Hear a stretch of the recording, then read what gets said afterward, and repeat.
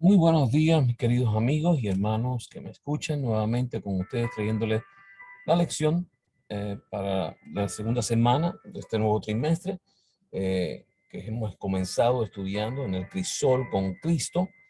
Y la lección número 2 lleva como título Los crisoles venideros. El versículo para memorizar dice: Amado, no os sorprendáis del fuego de prueba que os ha sobrevenido, como si alguna cosa extraña os aconteciese, sino gozaos por cuanto sois participantes de los padecimientos de Cristo, para que también en la revelación de su gloria os gocéis con gran alegría. Primera de Pedro 4, 12 y 13. Dicen, queridos hermanos, que dice que en los laboratorios de química a menudo se colocan varios materiales en un recipiente pequeño y se calientan a temperaturas eh, extremas. A medida que el recipiente se calienta, los materiales se derriten, chisporrotean, saltan o arden intensamente, según de qué estén hechos. El recipiente se llama crisol.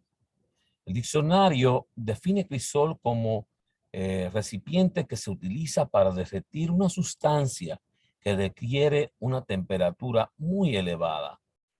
Prueba difícil, lugar o situación en el que interactúa una concentración de fuerzas para causar o influir en el cambio o desarrollo.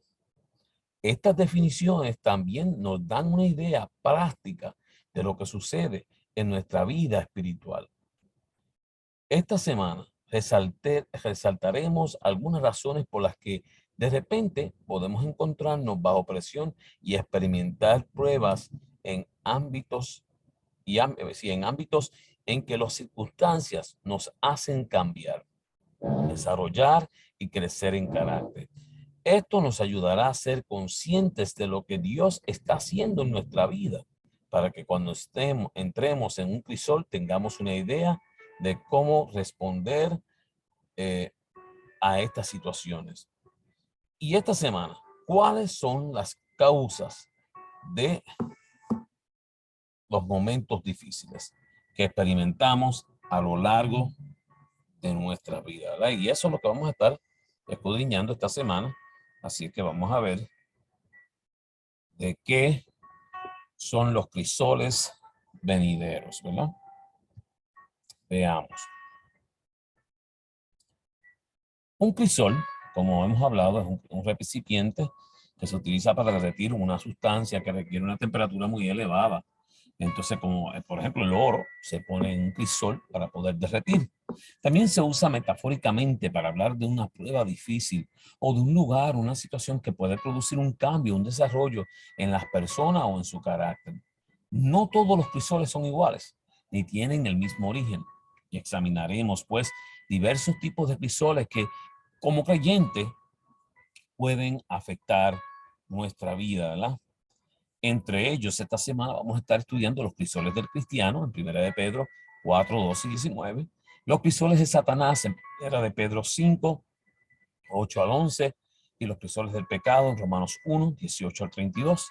Los crisoles para salvación, Jeremías 9, 7 al 16. Y los crisoles para protección, Segunda de Corintios 12, 7 al 10. Y estos son algunos de esos crisoles que vamos a estar estudiando durante el estudio de esta semana.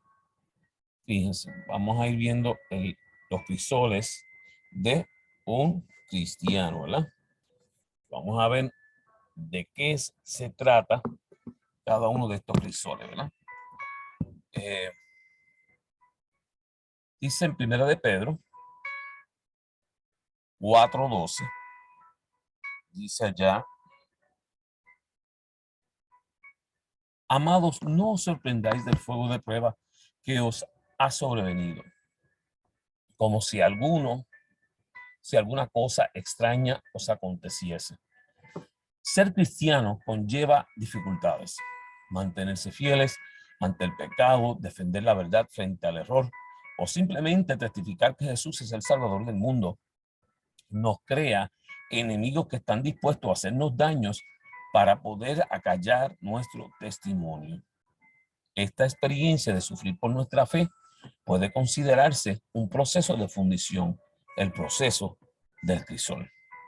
Estamos inmersos en una lucha entre el bien y el mal, entre Dios y Satanás. Por tanto, no debería sorprendernos si tenemos pruebas cuando nos colocamos abiertamente del lado de nuestro Dios, ¿verdad?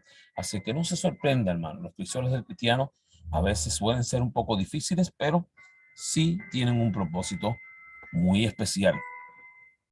Veamos los crisoles de Satanás. En 1 de Pedro 5:8 se nos dice: sed sobrios y velad, porque vuestro adversario, el diablo, como león rugiente, anda alrededor buscando a quien devorar. 1 de Pedro 5:8. Satanás es un enemigo activo y real. Su deseo es causar daño y su obra la podemos ver por doquier: muerte, sufrimiento, inmoralidad, mentira.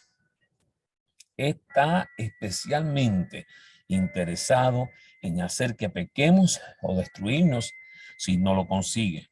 Para ello, usa todo medio posible. Por eso se nos dice: sed sobrios y velad. ¿Qué podemos hacer al respecto?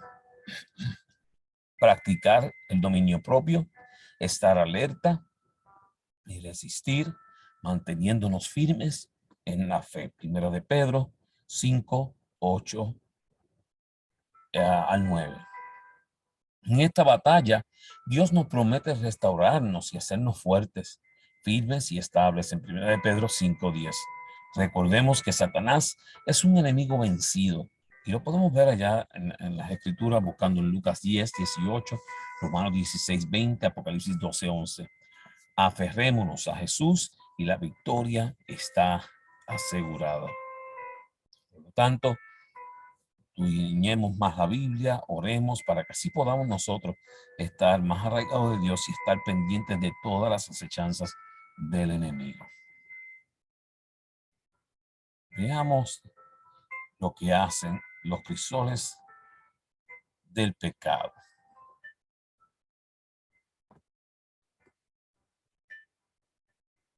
Dice en Romanos 1:18: porque la ira de Dios se revela desde el cielo contra toda impiedad e injusticia de los hombres que detienen con injusticia la verdad. Romanos 1:18.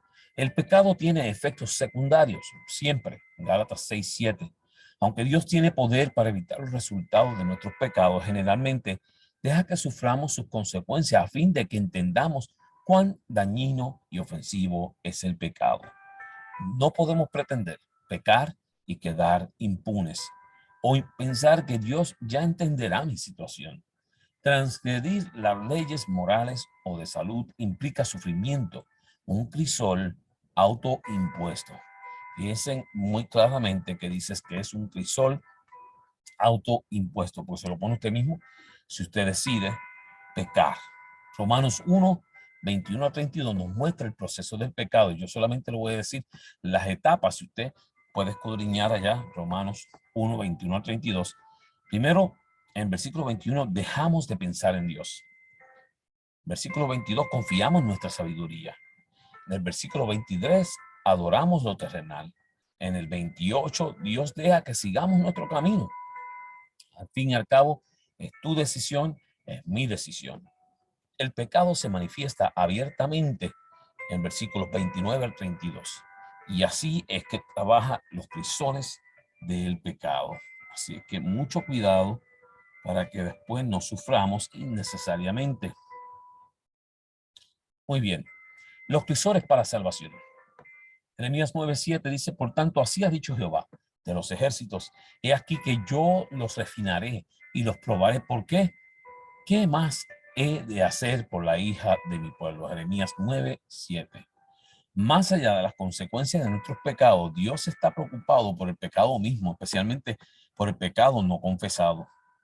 Cuando esta situación se presenta, Dios nos somete al crisol con la esperanza de que reconozcamos nuestro pecado y de que de ese modo sentir la necesidad de salvación.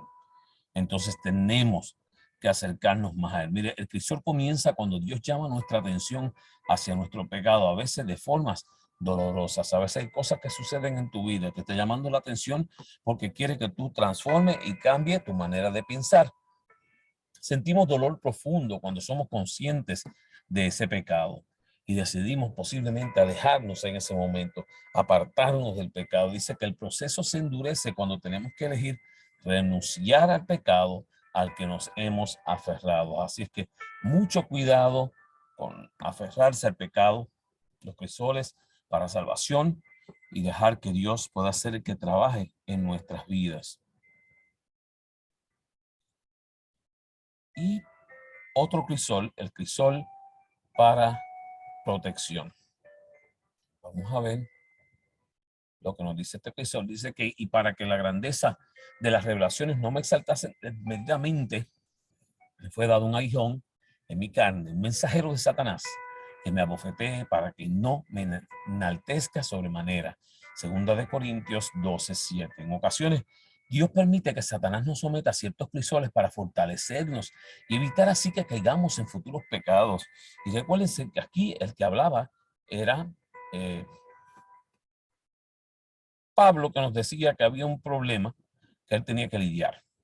Dice que así Pablo reconoce que el aguijón al que está sometido le ha librado de enaltecerse, cediendo a la soberbia y a la confianza propia.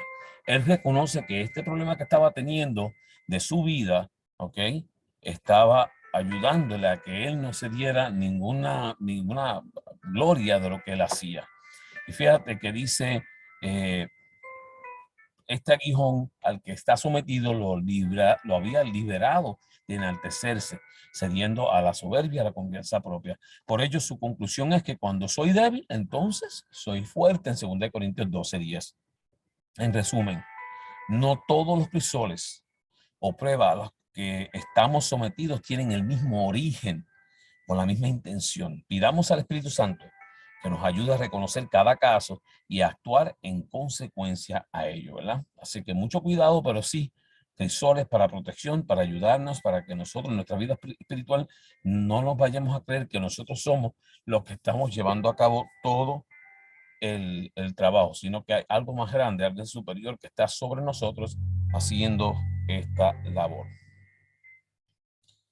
Elena G. de White, el Cristo triunfante, dice: los que mantengan su fe firme hasta el fin saldrán del horno de prueba como oro fino 7 veces purificado. Así es que la pregunta es: ¿querrás tú ser purificado? ¿Querrás tú ser refinado en el fuego? Pasar por estos diferentes crisoles para que Dios pueda sacar de ti y obtener de ti lo mejor. Acerca de esta obra, el profeta Isaías declara: haré más precioso que el oro fino al varón y más que el oro de Ofir al hombre. Cuando estén en dificultades, recuerden que la fe probada en el horno de la aflicción es más preciosa que el oro purificado en el fuego. Qué bonito saber que Dios tiene un plan para nosotros y que quiere ayudarnos a atravesar cada uno de estos crisoles, posiblemente buscando lo mejor para tu vida, para mi vida, para que podamos reflejar mejor a Cristo Jesús, ¿verdad? Quería también hablar un poquitito más de algo más acá del comentario de Elena G. de White, y con eso vamos a ir terminando. Así es que denme unos minutitos y vamos viendo un poquito más acerca de esto. El que lee los corazones de los hombres conoce sus caracteres mejores que ellos mismos. Él ve que algunos tienen dificultades y aptitudes que, bien dirigidas, pueden ser aprovechadas en el adelanto de la obra de Dios en su providencia. Los coloca en diferentes situaciones, variadas circunstancias, para que descubran en su carácter los defectos que permanecían ocultos a su conocimiento.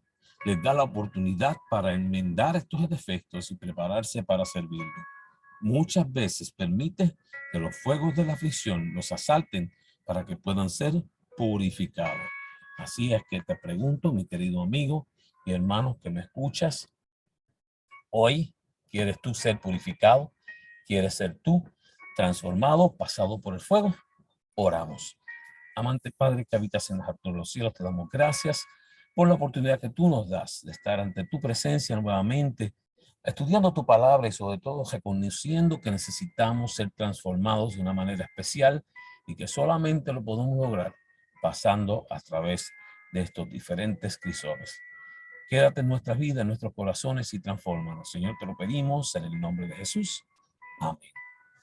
Mi querido amigo y hermano que me escuchas, si has estado uniéndote aquí en YouTube, puedes continuar compartiendo esta lección a través de YouTube para que otros puedan escuchar la lección de la semana y para que otros puedan conocer de la palabra de Dios.